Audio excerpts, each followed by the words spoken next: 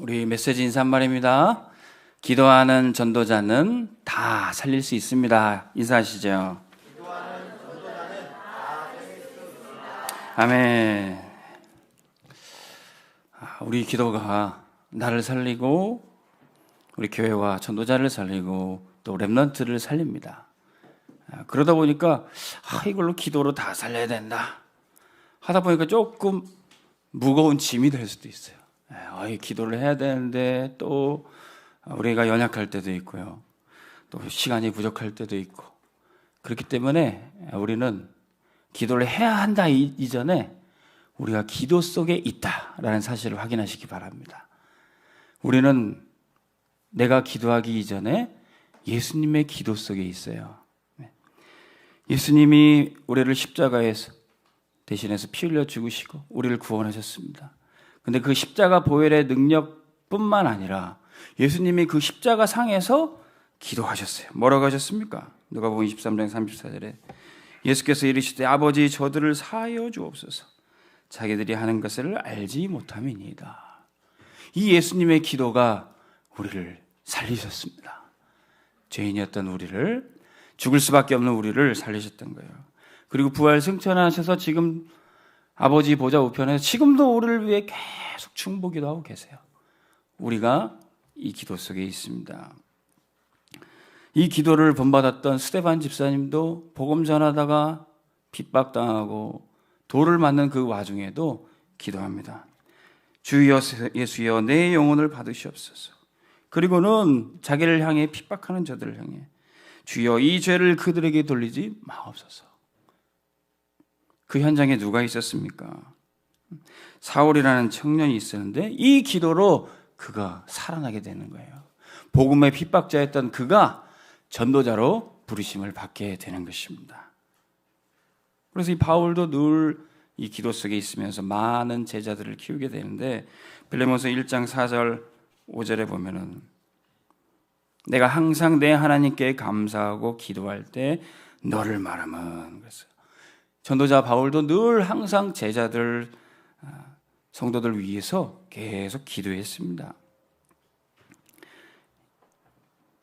그의 제자 빌레몬이라는 제자에게 기도했고 또 그가 옥중에서 만났던 오네시모라는 그 사람을 대변하는 살리는 말과 편지를 보게 됩니다.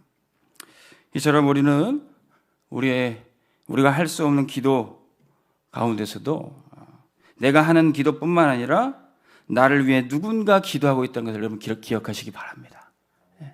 예수님이 우리를 위해 기도하고 계시고 우리 렘넌트들은 언약 가진 부모님이 우리 렘넌트를 위해 기도하고 있고 우리 모든 온빛교회 성도님들은 전도자가 또 우리 목사님들이 여러분들 위해 기도하고 계신 것을 잊지 마시기 바랍니다.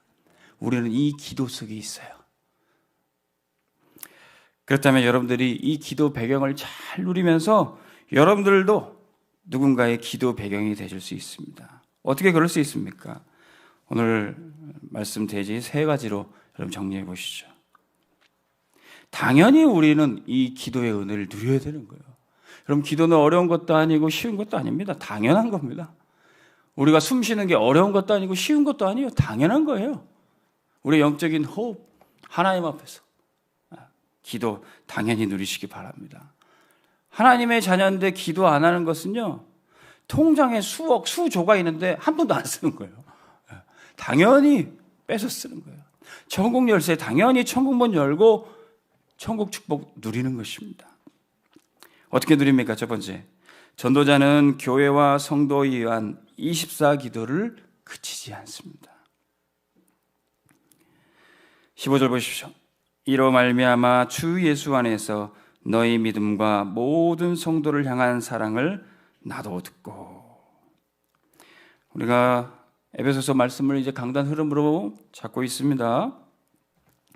이 에베소서는 바울이 옥중에서 에베소 교회를 권면하면서 쓴 옥중서신 편지라 그랬어요.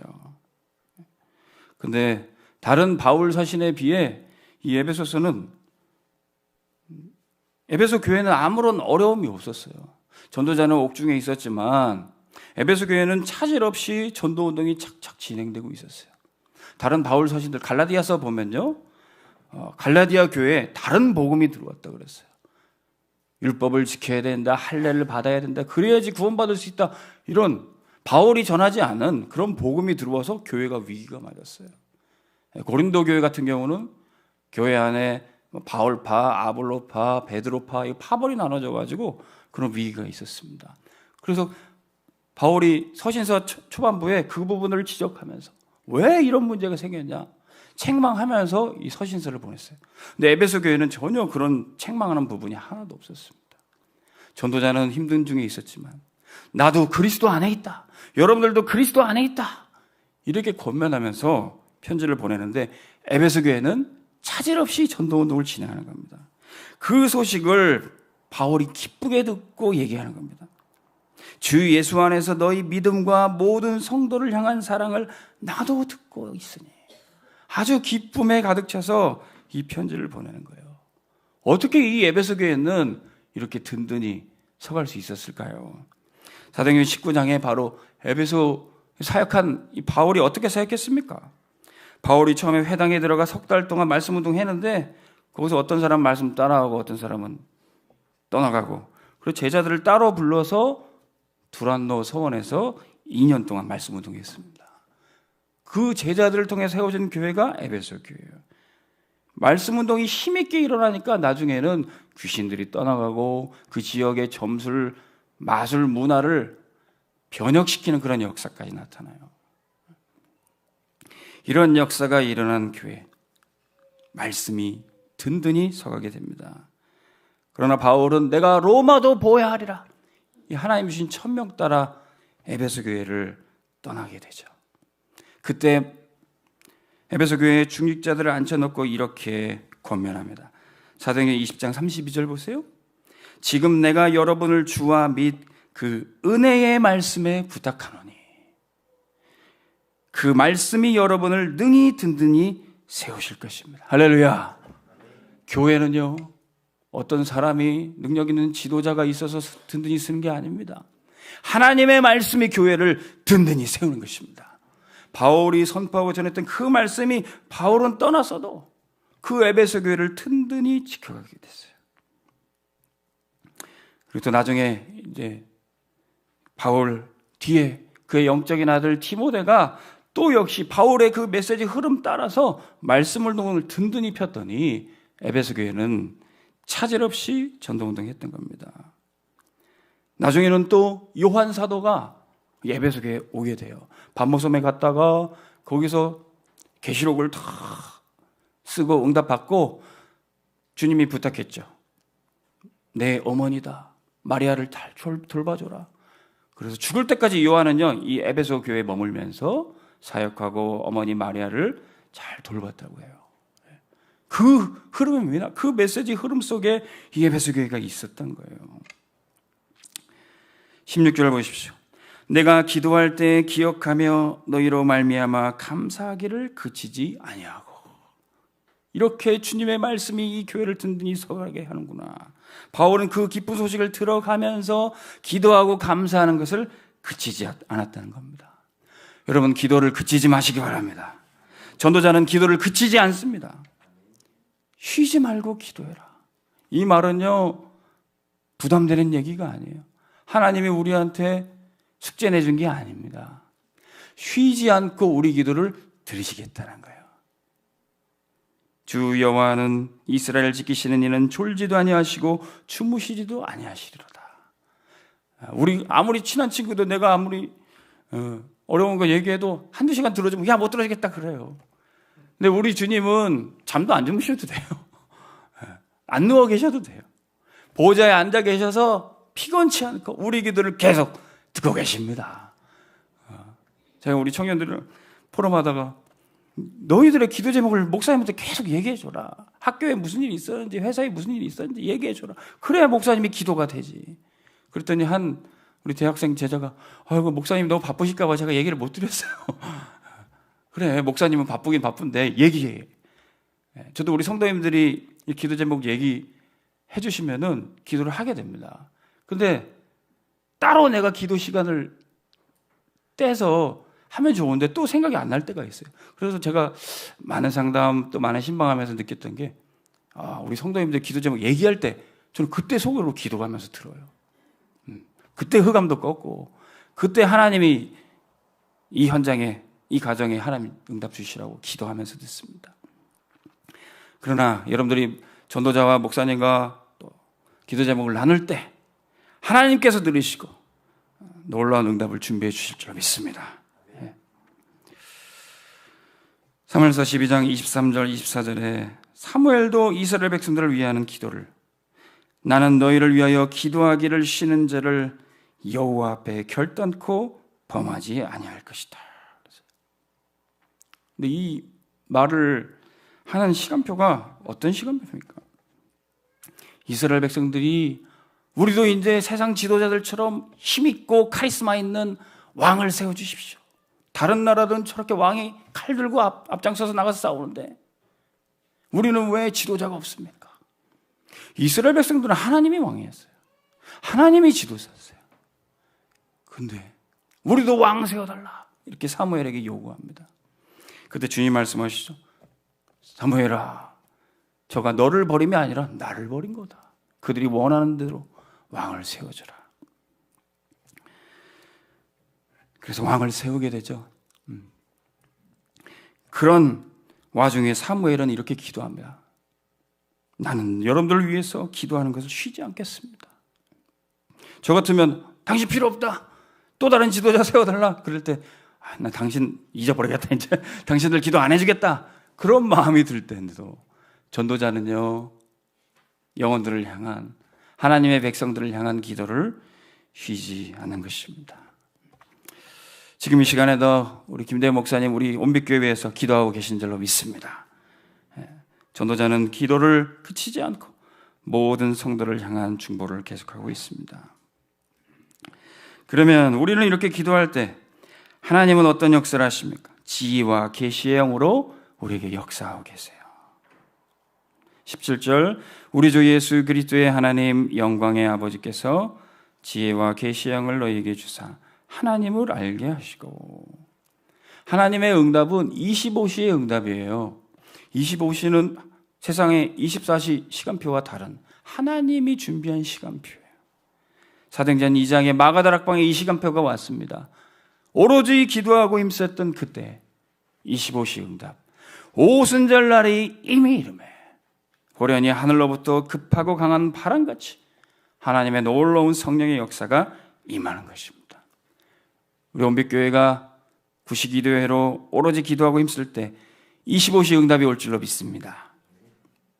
우리 안에 착한 일을 시작하신 이가 그리스도 예수의 날에 25시의 응답이에요. 하나님의 시간표에 우리에게 응답하실 것을 확신합니다. 그래서 여러분들은 응답이 더딘 것처럼 보여도 하나님이 정확한 시간표에 응답하실 것을 믿으시기 바랍니다.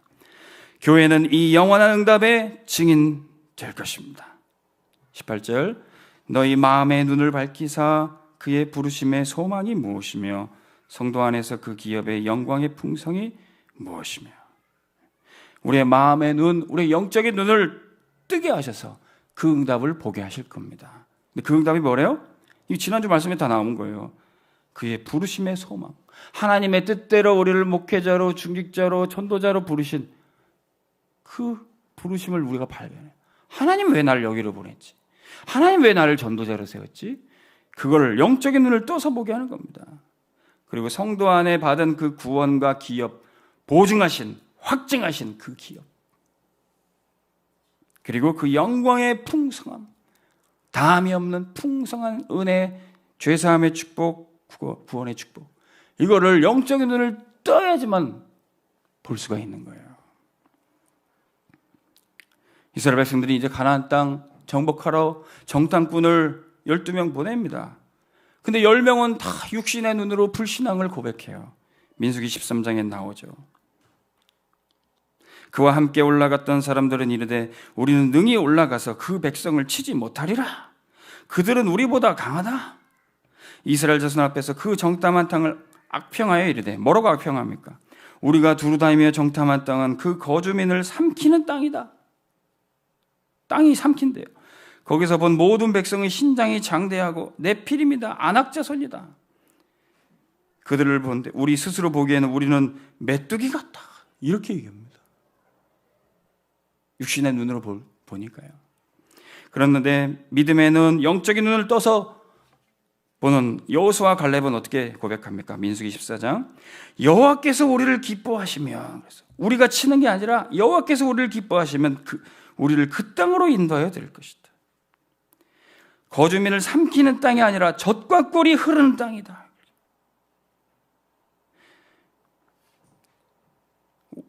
그들이 볼 때 우리가 메뚜기 같은 게 아니라 오히려 그들이 우리 먹이다, 밥이다 그랬어요. 그들은 키가 크고 네피림 장대한 자손이지만 그들의 보호자는 떠났다, 이렇게 얘기하는 겁니다.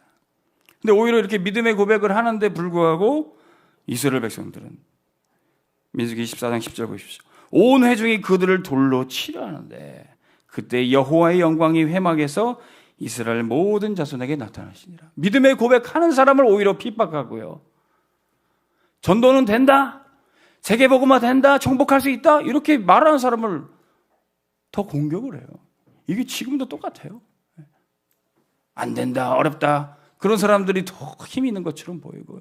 된다, 하나님이 이끄시면 된다, 이거 말하는 사람을 더 우습게 봐요. 그러나 하나님의 영광이 임하시면 전도자를 지키고 보호하신 줄로 믿습니다. 19절 말씀 보세요. 그 힘의 위력으로 역사하심을 따라 믿는 우리에게 베푸신 능력의 지극히 크심이 어떠한 것을 너희로 알게 하시기를 구하노라. 우리 힘으로 싸울 수 있는 게 아니에요. 하나님의 영광이 임하고 하나님의 능력이 나타나는 겁니다. 그래야 흑암의 망대, 견고한 여리고 성이 무너지게 되는 것이죠.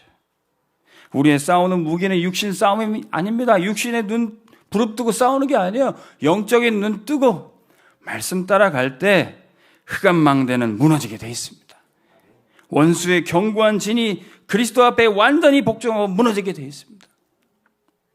초대교회가 기도만 했는데 흑암 망대가 무너지고 전도운동이 일어났어요.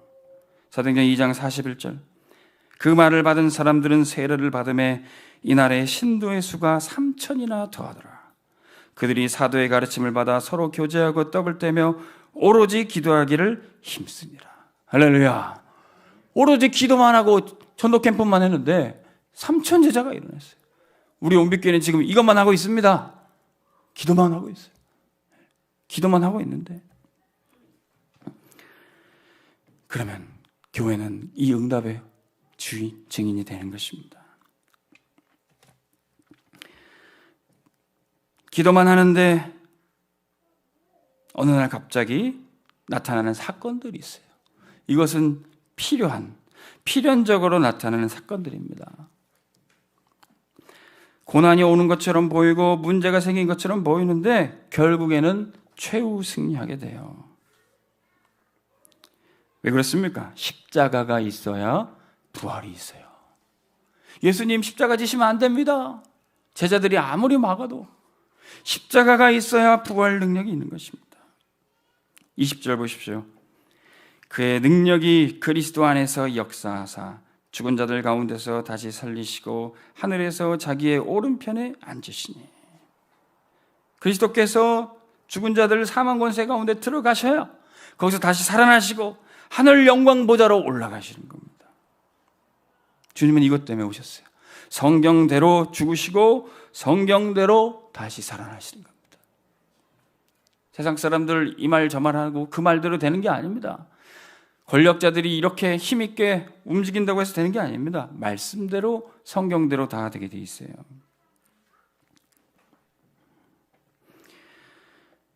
그래서 우리의 삶 속에서도 어느 날 갑자기 나는 기도만 했는데 아무 잘못 없고 전도만 하고 있는데 갑자기 핍박의 순간이 올 때도 있어요. 왜 그런가 하니 주님의 제자에게도 감당해야 될 십자가가 있습니다. 누구든지 자기 십자가를 지고 나를 따르지 않는 자는 능히 내 제자가 되지 못하리라. 그냥 난 조용히 현장에서 기도만 하고 전도만 했는데 핍박이 오기도 해요. 마가복음 10장 28절 30절에 베드로도 이런 어려움이 있었던 것 같아요. 베드로가 여짜와 이르되 보소서 우리가 모든 것을 버리고 주를 따랐나이다. 예수께서 이르시되 내가 진실로 너희에게 이르노니 나와 복음을 위하여 집이나 형제나 자매나 어머니나 아버지나 자식이나 전토를 벌인 자는 현세에 있어 집과 형제와 자매와 어머니와 자식과 전토를 100배나 받되 박해를 겸하여 받고 내세의 영생을 받지 못할 자가 없느니라. 여러분, 복음 때문에 어려움 당하고 손해받은 것 있으십니까? 하나님은 100배로 여러분들에게 갚아주실 것입니다. 복음 때문에 손해본 거 여러분들 전혀 아까워하지 마세요. 제가 예전에 섬기던 교회에 이렇게 한 분이 갑자기 찾아오셨어요. 토요일 날 핵심 듣고 있는데 웬 어르신이 오셔가지고 교회 목사 나와 막 소리 지르면서 오시더라고요. 그래서 무슨 일이십니까? 우리 와이프가 우리 집사람이 교회 지나가는데 교회에서 열어놓은 그 창문에 부딪혀가지고 얼굴이 여기 찢어졌다고, 치료비가 얼마 나왔다고 물어내라고 막 이렇게 막무가내 막 소리를 지르시는 거예요. 알고 봤더니 이제 저희 교회 담벼락이랑 그 사람들이 지나는 그 행인들이 지나는 보도블록이 이게 맞닿아 있거든요. 근데 문을 싹 열어놨는데 이 할머님이 올라가시다가 그 창문 모서리에 얼굴이 싹 긁히신 거예요. 그래서 교회에서 이거 잘못했으니 치료비 물어내라고 막 그렇게 행패를 부리시더라고요. 그래서 알겠습니다. 치료비 얼마 나왔습니까? 주십시오. 이렇게 해서 제가 이렇게 당회 이거 보고 드리고 또 목사님께 보고 드리고 이렇게 좀 집행해 주십시오 했어요. 근데 이제 당회에서 의논을 하셨는데 아니 이거 자기가 부주의해서 다니는 건데 그거 보지도 못하고 다니는데 무슨 교회에서 치료비를 부르라고 그런 결과가 나온 거예요. 그래서 못 물어주겠다 이렇게 된 거예요. 또 알고 보니 또 교회에서 또 재정이 어려워서 뭐 상해 보험이니 그것도 다 취소를 했대요. 이거 난감한 상황이 됐어요. 제가 중간에서 이거 어떻게 해야 되나. 근데 하나님이 이걸 저한테 맡겨주신 것 같더라고요. 또 이분이 교회에 오셨는데 또 전도가 막히면 안 되겠다 그런 마음을 주셨습니다. 때마침 또 제가 이렇게 경제 다락방 하는 그런 팀이 있었는데 그 팀에서 목사님 수고하신다고 또 봉투를 하나 주셨어요. 딱 그게 비슷한 금액이에요. 뭐 전혀 어렵지 않겠다. 제가 그 중간에서 좀 심부름했습니다. 그래서 모셔서 여기 수령증 쓰십시오. 영수증 받으시고 여기 교회에서 치료비 지급했습니다. 그래서 기도해드리고 보내드렸어요. 근데 나중에 제가 이제 우리 교회 오는 와중에 하나님이 복을 주시는데 제가 투자한 금액에 100배가 되는 그 수익이 나왔어요. 저도 놀랐습니다. 어떻게 이렇게 수익이 나올 수 있을까? 그래서 우리 교회 오는데 제가 전에 살던 그 전셋값은 굉장히 낮아요. 근데 이 남동구 쪽은 굉장히 아파트값이 비싸더라고요. 근데 하나님이 우리 교회 올 때 모든 준비를 다 해주시고 올 수 있게 됐습니다. 그래서 진짜 복음 때문에 우리가 투자하고 헌신한 거는 절대 손해나는 일이 없다. 이 땅에서 100배일 뿐만 아니라 내세에서 영생의 축복을 받지 못할 자가 없는 줄 믿습니다. 기도에 무릎 있는 곳에 보좌의 능력이 임합니다. 무릎이 뭡니까? 세상의 종처럼 연약한 자처럼 힘이 없으니까 무릎 꿇는 것처럼 보여요. 그러나 우리에게는 세상이 알 수 없는 보좌의 능력이 임하는 시간이 바로 기도의 무릎이에요. 21절 말씀 보십시오. 모든 통치와 권세와 능력과 주권과 이 세상뿐 아니라 오는 세상에서 일컫는 모든 이름 위에 뛰어나게 하시고, 예수님은 십자가 지시기 전에 이 먼저 기도의 무릎의 시간을 가지셨어요. 누가복음 22장에 감람산에서 주님이 기도하십니다. 그들을 떠나 돌 던칠 만큼 가서 무릎을 꿇고 기도해요. 아버지여, 만일 아버지의 뜻이 이 잔을 내게서 옮기시옵소서. 그러나 내 원대로 마시옵고 아버지의 원대로 되게 하여 주옵소서. 주님이 이렇게 무릎 꿇고 기도하실 때 보호자의 능력이 임하는 거예요. 천사들이 와서 주님께 힘을 더하더라. 할렐루야. 여러분들 주저앉아 있을 때 쓰러지지 마시고 무릎 꿇고 기도하시기 바랍니다. 베드로도 기도했어요. 문제 앞에서. 어떤 문제였습니까? 중요한 사역자 다비다라는 여사역자가 쓰러졌어요. 죽게 됐습니다. 오늘도 보니까 우리 중요한 사역자이신 우리 조영신 장로님, 또 남영철 장로님, 우리 많은 장로님들 누워 계십니다. 베드로가 그 가정에 신방을 했던 거예요. 그러면서 무릎 꿇고 기도하면서 예수 그리스도 이름으로 기도합니다. 다비다야 일어나라 하니 일어나서 앉게 되는 거예요. 우리가 아픈 가운데서도, 문제 가운데서도 기도의 무릎이 보호자의 능력이 임하는 통로가 될 줄로 믿습니다. 때로는요, 우리가 너무 쓰러져 있으면 기도할 힘조차 되지 않아요.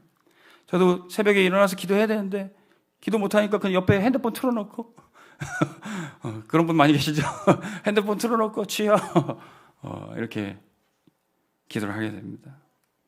야곱이 아버지 집을 떠나서 삼촌 라반 집에 가는데 길에서 노숙을 하게 됩니다. 돌베개를 베고 자요. 앞으로 길이 어떻게 될지, 인생이 어떻게 될지 막막합니다. 기도할 힘조차 없어요. 그런데 그때 갑자기 하늘문이 쫙 열리면서 하늘과 땅에 연결된 사닥다리를 보게 됩니다. 천사들이 오르락 내리락 하는 것을 보게 돼요. 그리고 주님이 말씀하셔요. 나는 너의 할아버지 아브라함의 하나님, 너의 아버지 이삭의 하나님, 그리고 너의 하나님이다.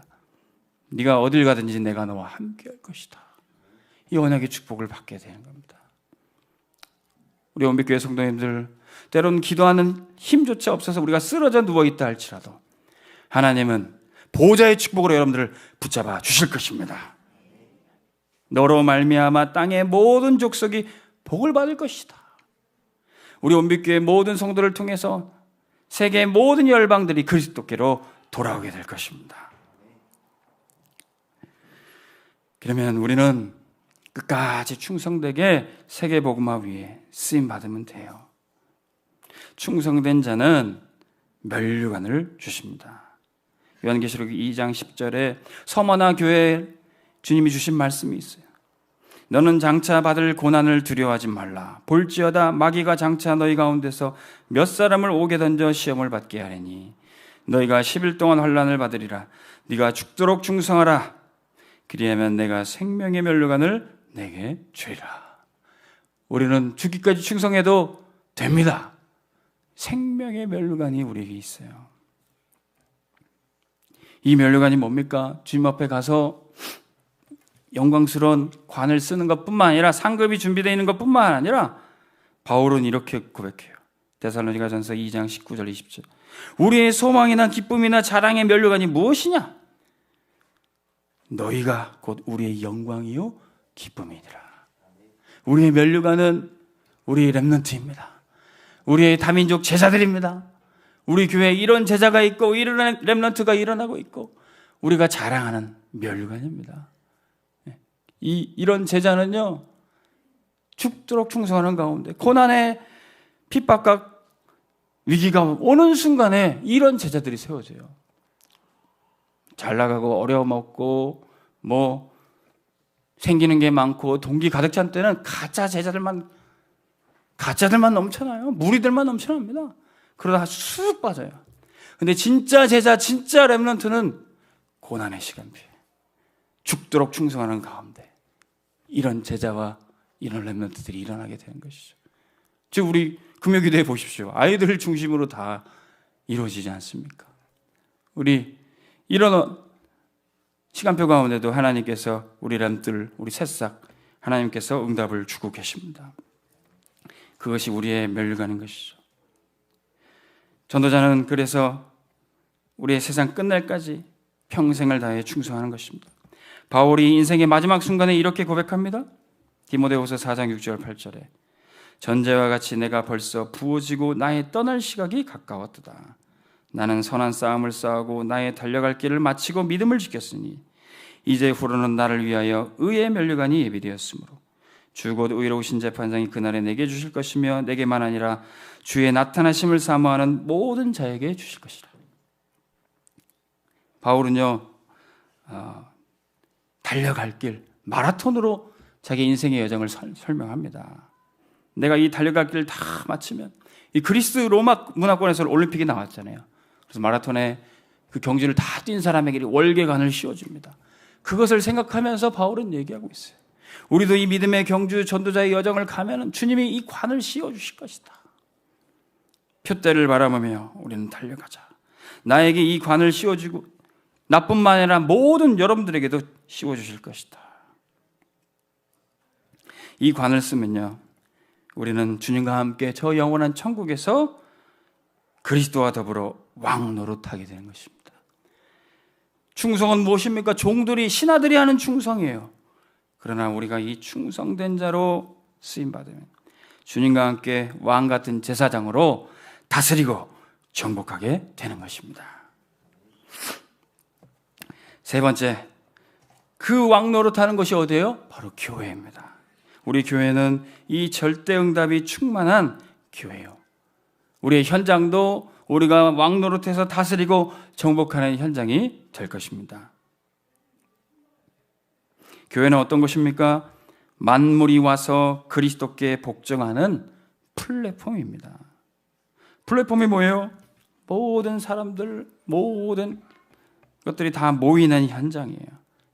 시장이나 지하철역사나 백화점이나 공항이나 다 모든 사람과 경제 만물이 모이는 현장입니다. 교회가 그렇다는 거예요. 22절 전반부 보십시오. 또 만물을 그의 발 아래 복종하게 하시고, 예수 그리스도 아래, 교회 아래 복종하게 하신다는 겁니다. 세상의 모든 피조물들이 사단이 왕 노릇하고 세상 임금 노릇하니까 많은 고통을 당해요. 로마서 8장에는 피조물의 고통을 얘기하고 있습니다. 피조물이 고대하는 바는 하나님의 아들들이 나타나는 것이니 피조물이 허무한 데 굴복하는 것은 자기 뜻이 아니요 오직 굴복하게 하시는 이로 말미암음이니라. 그 바라는 것은 피조물도 썩어짐의 종노릇한 데서 해방되어 하나님의 자녀들의 영광의 자유에 이르는 것이니라. 마귀 밑에서는 모든 피조물들, 식물들, 동물들, 피조 세계가 다 고통받고 있습니다. 저 북한에 있는 나무들은 버틸 수가 없어요. 막 겨우내 땔감이 없으니까 다 베고, 산들이 듬성듬성 다 나무가 없다 그래요. 우리나라에 있는 나무들은 얼마나 울창하고 잘 자랍니까? 양계장에 있는 닭들도요, 찬양을 틀어주면 알도 잘 낳고 건강하게 이렇게 전염병도 안 들고 잘 사업이 된대요. 모든 피조물들이요, 하나님의 아들들이 일어나서 우리를 돌봐주고 우리를 자유케 해주는 것을 사모하고 있대요. 여러분들이 그 현장에 모든 피조물들을 해방하는데 전도자로 쓰임 받으시기 바랍니다. 그 일을 처음 쓰임 받았던 사람이 바로 노아였어요. 노아가 하나님 주신 언약으로 방주를 만드니까 거기에 노아와 그의 아내, 노아의 아들들과 그 며느리들이 방주에 들어가고, 6장 19절 보십시오. 혈육 있는 모든 생물을 암수 한 쌍씩 그 방주로 들어오게 된다는 거예요. 이 방주는요, 커플들만 들어갈 수 있습니까? 있습니다. 노아와 그의 아내, 아들들과 그 며느리, 동물들이요, 암수 한 쌍씩만 들어갈 수 있는 거예요. 저는 이게 동물의 세계 가끔 이 프로그램 보거든요. 사자들 보면은 그 세계 재밌습니다. 이 젊은 수사자가 이제 탁 평정을 해서 힘없는 다른 사자들은 수사자들은 죽여버리든지 내쫓든지 그래요. 그리고 암사자들을 다 이렇게 거느리게 됩니다. 근데 성경에 보면은 이때는 노아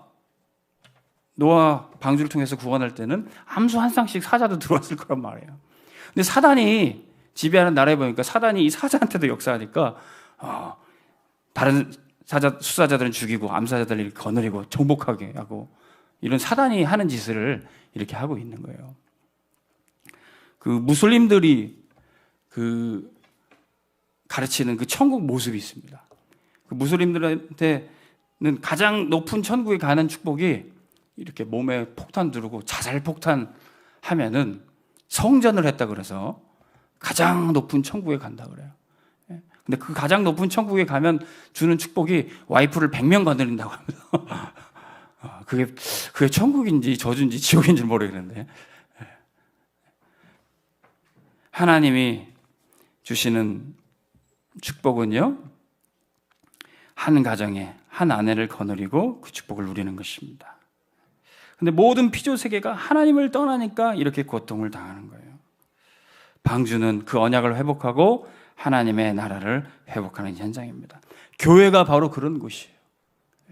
왜 이 말씀을 드리냐? 하나님은 교회 안에서 가정을 회복하기를 원하십니다. 우리 교회도 뭐 짝가정이라고 표현하기도 하죠. 혼자 믿음 생활하시는 아내분, 혼자 믿음 생활하는 남편분, 이번 부활주일 때 꼭 사랑하는 아내와 남편을 초청하시기 바랍니다. 사랑하는 여러분들의 아버지를 초청하시기 바랍니다. 믿음으로 가정이 교회 안에서 회복이 돼요. 모든 만물들이 그리스도 앞에 돌아오게 될 것입니다. 고린도서 5장 17절, 그런즉 누구든지 그리스도 안에 있으면 새로운 피조물이라. 이전 것은 지나갔으니 보라 새 것이 되었도다. 교회는 만물 위에 그리스도가 머리가 되십니다. 그러니까 사단이 공격해도 절대 무너지지 않는 절대망대로 지어져 갑니다. 22절 후반부 보십시오. 그를 만물 위에 교회의 머리로 삼으셨느니라. 교회의 주인은 그리스도시요, 교회는 예수 그리스도의 이름으로 된 것입니다. 여호와의 이름, 그리스도의 이름은 견고한 망대라. 의인은 그리로 달려가서 안전함을 얻느니라. 교회 안에 들어오는 모든 자들은 하나님의 평안과 안전함을 누리게 될 것입니다. 어떻게 그렇습니까? 교회는 그리스도의 반석 위에 세워져 있어요. 주는 그리스도시요 살아계신 하나님의 아들이십니다. 이 고백 위에 교회가 서 있어요. 그렇다면 음부의 권세, 사단의 권세가 결단코 이 교회를 흔들 수가 없는 것입니다. 여러분들의 가정도 이 반석 위에 세워지기를 주님의 이름으로 축원합니다. 사람들이 버린 돌, 건축자들이 짜투리로 쓰다가 버린 돌, 그 돌이 나중에는 건물의 머릿돌이 되었습니다. 사람들이 그리스도를 알지 못하고 버렸지만 하나님은 부활하게 하셔서 그 그리스도를 머릿돌로 삼으시고 교회의 머리로 세우셨던 것입니다. 우리 교회는 그리스도가 가장 소중합니다. 우리 교회는 그리스도를 가장 존귀한 자리에 높여드리고 찬양합니다. 그 교회는 절대 망대로 서게 돼 있어요. 그러면 현장에 만물을 그리스도로 충만하게 살리는 안테나가 세워집니다. 교회가 세계복음화하는 안테나요, 또 우리 전도자들이 가는 곳에 그 현장에 전도하는 안테나가 세워집니다. 23절 보십시오. 교회는 그의 몸이니 만물 안에서 만물을 충만하게 하시는 이의 충만함이니라. 만물을 충만하게 한다. 무슨 말입니까? 만물을 충만하게 살린다. 어떻게 해요? 창세기 1장 28절에 나와요. 하나님이 그들에게 복을 주시며 하나님이 그들에게 이르시되 생육하고 번성하여 땅에 충만하라. 땅을 정복하라. 하나님의 복받은 자들이 충만해지는 거예요. 이 축복을 노아 홍수에 노아의 가정에게도 하나님이 똑같이 하셨어요. 9장 1절에, 창세기 9장 1절에 노아와 그 아들들에게 복을 주시며 이르시되 생육하고 번성하여 땅에 충만하라. 하나님께서 우리 온빛교회에 충만한 복을 주실 줄로 믿습니다. 그 충만한 복을 우리가 어디서 누려요? 로마서 15장 29절, 내가 너희에게 나아갈 때 그리스도의 충만한 복을 가지고 갈 줄을 아노라. 우리 온빛교회 성도님들이 예배 가운데 이 충만한 복을 다 가지고 현장에 갈 때 전달이 되는 거예요. 여러분들의 학교에, 직장에, 이웃에게 이 그리스도의 충만한 복이 전달이 되는 거예요. 저는 그 다락방 하면서 우리 각 가정 다니다가 아파트 엘리베이터 타면은 택배 기사분들을 이렇게 만나게 되잖아요. 무슨 인사드리고 뭐 잠깐 말씀 나누고, 이 택배기사분들 보면서 참 내가 택배기사 같다 그런 생각이 들 때가 있어요. 복음 택배기사. 예. 하나님이 내게 주신 이 복음의 축복을 각 가정에 이 배달만 잘하면 되겠다. 예. 택배기사는요, 뭐 얼굴이 잘생길 필요 없어요. 뭐 말을 잘할 필요 없어요. 전달만 잘하면 돼요. 뭐 실력이 뭐 좋고 나쁘고 필요 없어요. 전달만 잘하면 돼요. 그러면 그 택배통에서 받은 그걸 열어볼 때 얼마나 그 받는 분들이 기뻐하시는지. 여러분들은 복음 택배기사로 그리스도의 충만한 복을 주변에 다 전달하시기 바랍니다. 할 수만 있다면 많은 사람들에게, 할 수만 있다면 많은 현장에 여러분들이 그리스도의 충만한 복을 전달하시기 바랍니다. 이 충만한 복 누린 제자들이 바로 중직자들이고 전도자들입니다. 사도행전 6장에 어떤 사람들을 중직자로 세웠습니까? 형제들아 너희 가운데서 성령과 지혜가 충만하여 칭찬받는 사람 7을 택하라. 우리가 이 일을 그들에게 맡기고 우리는 오로지 기도하는 일과 말씀 쌓에게 힘쓰리라. 하나님께서 중직자를 왜 세우셨습니까? 현장에 이 말씀 운동하라고 세우셨어요. 현장 사령관으로, 목회자는 이 강단에서 말씀 전하는 자로, 우리 중직자분들은 현장에 말씀 전하는 안테나로 주님이 세우신 줄 믿으시기 바랍니다. 그래서 저는 인천대학교에 갈 수가 없어요. 저는 산업공단에 갈 수가 없어요. 우리 중직자분들이 가신 그 현장에 하나님이 안테나로 보내신 겁니다. 이제 결론의 말씀, 여러분들이 이제 이 당연히 누릴 기도, 축복 누리면서 한번 생각해 보십시오. 주님의 나를 위해서 기도하시고 전도자가 나를 위해 기도하는데 나는 내 기도 속에 어떤 사람이 있는가 생각해 보십시오. 이번 부활절 새생명 초청 축제 때 기도하는 어떤 분이 있으십니까? 바나바 전도 캠프 4주 동안 여러분들이 품은 영혼 어떤 분이 계십니까? 그분들을 바라볼 때 때로는 이게 될까? 안 될까? 두려움도 있고 낙심도 될 수 있습니다. 그때 믿음으로 고백하십시오. 나는 기도하면 된다. 기도할 수 있는데 왜 걱정하냐? 이런 믿음의 고백하시기 바랍니다. 여러분들 주변에 혹시 또 불신앙 얘기하는 분, 어려운 문제를 호소하는 분이 있다면 이렇게 얘기해 주십시오. 기도할 수 있는데 왜 걱정하십니까? 찬양 가사도 있죠. 기도할 수 있는데 왜 염려하십니까? 여러분들 주변에 그렇게 고면해 주시기 바랍니다. 그러면 주님이 책임져 주시는 거예요. 주님이 책임져 주십니다.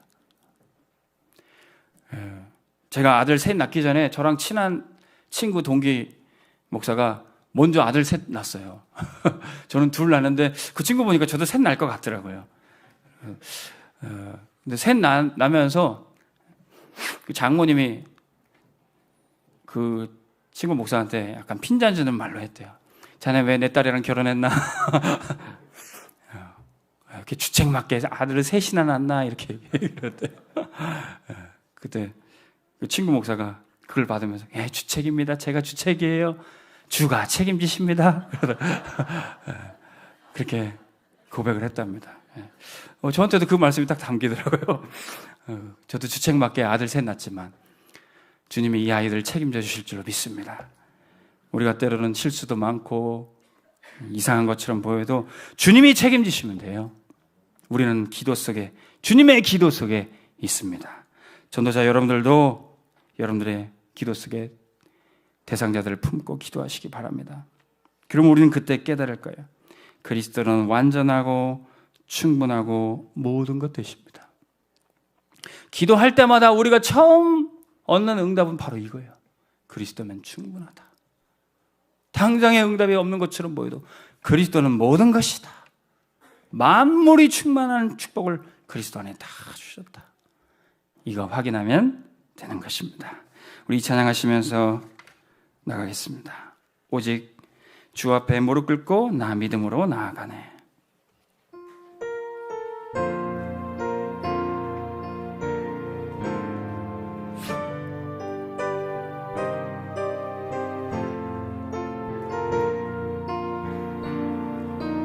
주 앞에 무릎 꿇고 나 믿음으로 나아가네. 아버지 내게 약속하신 그 은혜를 기다리며 나 비록 선한 것 없는 연약한 나이지만 아버지 크신 사랑이네.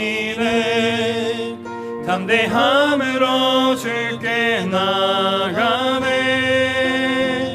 오직 그리스도 이름 힘입어 하나님 나라 이루게 하소서. 오직 성령으로 나를 붙드사 하나님의 뜻 이루게 하소서. 주 영광 내게 비추사 주의 빛을 보이소서. 주 성령 내게 부으사 온 땅에 주 이름 선포케 하소서.